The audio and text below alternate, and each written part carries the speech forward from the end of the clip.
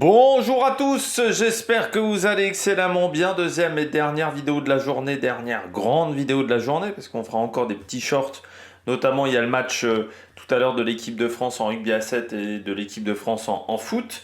On va revenir un petit peu sur tout ce qui s'est passé dans cet après-midi, jusqu'à, il est 19h au moment où j'enregistre, 19h10, donc on va revenir un petit peu sur les différents matchs, sur les différentes rencontres de rugby à 7 et de football et les différents résultats. N'hésitez pas à vous abonner à la chaîne, à réagir dans les commentaires, à mettre un pouce bleu, à partager la vidéo sur les réseaux sociaux, notamment auprès de vos proches. Je pensais que ça peut les intéresser. N'hésitez pas à aller voir les différentes playlists, la playlist J-2 pour aujourd'hui, la playlist des shorts, la playlist également des vidéos longues, pour retrouver un petit peu tout le contenu. Si vous avez les moyens et que vous voulez soutenir mon travail, vous pouvez faire un super thanks. Vous pouvez également rajouter la petite cloche, comme ça vous êtes au courant des dernières vidéos qui sortent sur la chaîne, de tout le contenu.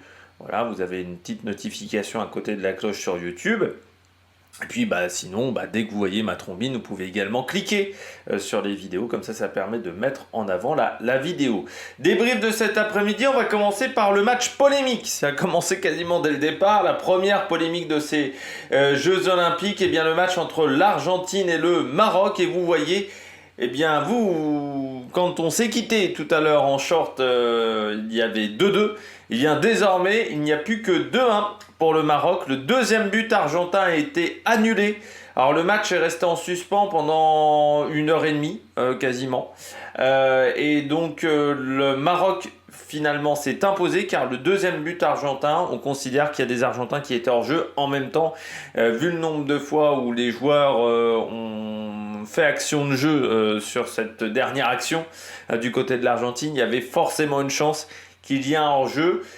Déjà les problèmes d'arbitrage dans ce début de compétition, que ça soit Argentine. Moi j'ai vu deux matchs pour le moment, j'ai vu Argentine-Maroc et j'ai vu le match de la Guinée face à la Nouvelle-Zélande. Je trouve qu'au niveau arbitrage c'était pas top. Argentine-Maroc, l'arbitre a mis énormément de temps avant de sortir le premier carton.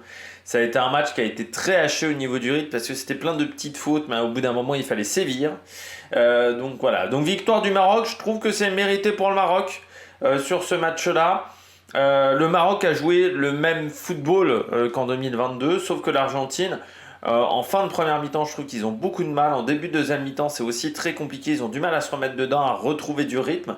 Et je trouve que le Maroc n'a pas laissé passer les grosses occasions en début de match. Donc, ce qui permet au Maroc de s'imposer 2-1. Au même moment, il y avait Espagne-Ouzbékistan. L'Espagne qui a ouvert le score à la 30e minute. Et puis, égalisation de l'Ouzbékistan pour ensuite avoir la victoire de l'Espagne. Ça n'a pas été un match compliqué. C'est souvent difficile pour les équipes européennes, les Jeux Olympiques. Parce que voilà, avec le format actuel du football, c'est sûr que ce format moins de 23 ans plus les trois plus de 23 ans, je rappelle qu'au même moment, il y a aussi l'Euro moins de 19.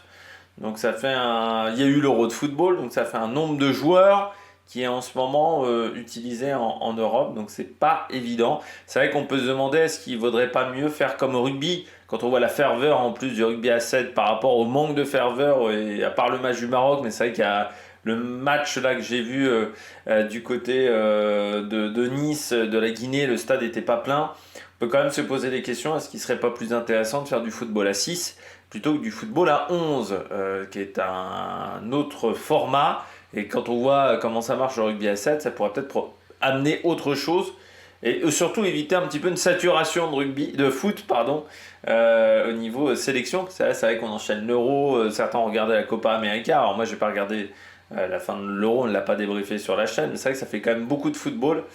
Et on sait très bien que le foot, on n'arrive pas à tirer les plus gros stars, et c'est pas des dates FIFA, donc ça serait peut-être plus intéressant de faire du rugby à 6, et puis on serait peut-être moins embêté au niveau des stades, d'être obligé d'utiliser énormément de stades, souvent des stades qui sont en dehors de Paris et en dehors des zones de compétition. Ça c'est un petit peu problématique. On avait donc le rugby à 7, victoire de l'Australie face au Samoa, c'était quand même un match important, 21-14, ça n'a pas été si facile que ça. Argentine-Kenya 31-12, l'Argentine qui a été copieusement sifflée, que ça soit pour le match de foot, mais également pour le match de rugby. Alors pour le match de foot, on peut comprendre, vu la situation qu'il y a eu du côté de la célébration de la Copa América, mais bon, déjà n'est pas sur les mêmes joueurs. Du côté du rugby, un peu plus de difficulté à comprendre. J'espère surtout que c'est pas à cause de l'affaire des 2 joueurs de rugby français qui sont accusés de viol sur une jeune femme d'Argentine.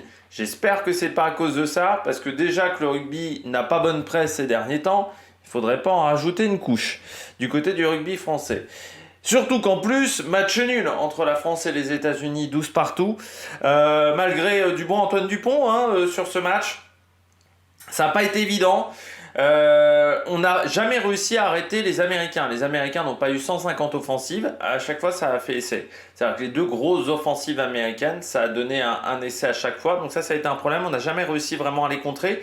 Eux, ils nous ont fait un petit peu mal, notamment dans les zones de ruck, où ils ont réussi à récupérer parfois le ballon, ce qui nous aurait permis d'avoir des offensives. Et c'est vrai que défensivement, on doit faire mieux. On n'a vraiment jamais réussi à les arrêter. Donc c'est là-dessus il va falloir travailler par rapport au deuxième match qui aura lieu à 20h, qui est peut-être déjà lieu au moment où vous voyez cette vidéo. Donc voilà, quelque chose qu'il faudra corriger du côté de la France. Et puis dommage aussi l'essai qu'on n'a pas réussi à marquer, mais il faut le dire que l'Américain a bien défendu sur le capitaine de l'équipe de France. À 17h, donc quand je vous parlais, la Guinée-Nouvelle-Zélande, victoire 2-1 de la Nouvelle-Zélande face à la Guinée. Moi, j'ai toujours la même sensation quand je vois la Nouvelle-Zélande. Dans tous les tournois, que ce soit chez les garçons ou chez les filles, j'ai l'impression que cette équipe-là pourrait faire tellement 10 000 fois mieux. J'ai l'impression que c'est une équipe qui utilise 80% de ses capacités.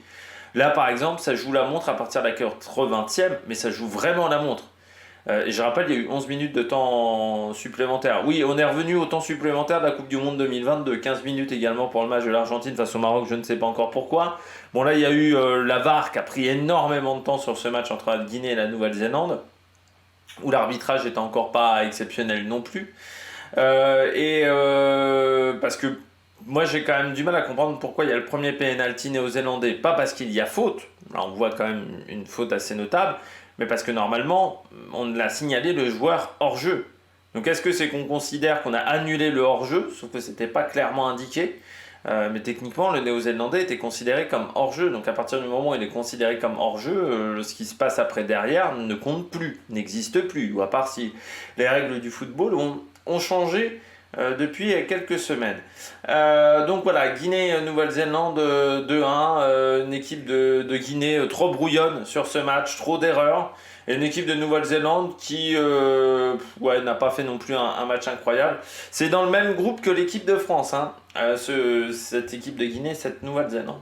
Derrière Égypte, République dominicaine, 0 partout sur ce match du groupe C. Donc le groupe C, c'est le même groupe que l'Espagne et que l'Ouzbékistan, ce qui fait que l'Espagne se retrouve en tête. Et puis, on a eu également des matchs de rugby à 7, notamment dans la poule de l'équipe de France. Il y a eu Fidji-Uruguay, donc victoire des Fidji 40-12, on va dire assez facilement. Irlande-Afrique du Sud, match assez serré, on s'y attendait dans la poule A, victoire de l'Irlande 10-5, ça a été la vengeance de la Coupe du Monde 2023, mais ça a été, plus je dis une bêtise parce que si l'Afrique du Sud avait gagné, je ne sais plus, mais ça a été si l'Afrique du Sud avait gagné, mais ça a été un match assez serré entre ces deux formations. Et puis Nouvelle-Zélande-Japon, victoire 40-12 de la Nouvelle-Zélande qui n'a pas tremblé face aux Japonais. Et puis là en ce moment vous avez l'Australie qui a gagné face au Kenya 21-7. Et puis dans quelques minutes Argentine-Samoa et puis France-Uruguay. Puis en ce moment il y a Irak-Ukraine, Japon-Paraguay. Ce sont des matchs dont on parlera demain. Demain entre midi et 13h à peu près pour la mise en ligne de la vidéo. On parlera de tout ce qui se passera dans la soirée. Puis de tout ce qui se passera demain matin, notamment avec le handball et le tir à l'arc chez les dames. Donc n'hésitez pas à vous abonner à la chaîne, à réagir dans les commentaires, à mettre un pouce bleu. Et puis nous, on se retrouve pour de nouvelles aventures sur Amérique Production. Ciao, ciao!